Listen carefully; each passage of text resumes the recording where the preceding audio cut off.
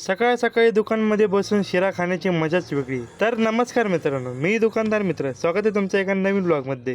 तर शिरा संपवल्यानंतर दुकानमध्ये आलेला माल बघितला आणि तो लावण्यास सुरुवात केली। माल लावतच होतो तेवढ्यात आद्वित आला। आद्वितला जे पाहिजे होतं ते देऊन टाकले। मग काय गडी खुश झाला नाही का। मग काय थोड्याच वेळात आपल्या ओम भाऊचा व्हिडिओ कॉल आला नाही का। गल्लीतले पोरं मिळून गेले होते साईबाबांचे दर्शन घ्यायला। ओम भाऊनी आणि सागर भाऊनी दुकानात बसल्या बसल्या मला साईबाबांचे दर्शन करून दिले। संध्याकाळी आलो होतो आपल्या सौरभ भाऊकडे कटिंग करायला। काय जरा केस वगैरे जास्त वाढले होते, म्हणलं चला सौरभ भाऊकडे जाऊया। भाऊने एक नंबर कटिंग करून दिली।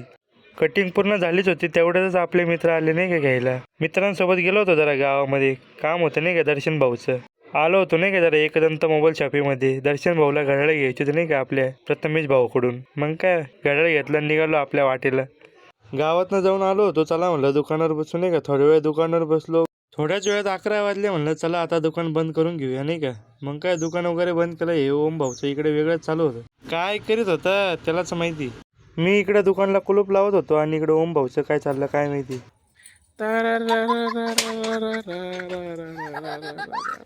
तर मित्रांनो, आजचा ब्लॉग तुम्हाला आवडला असेल तर नक्की लाईक आणि फॉलो करून जा।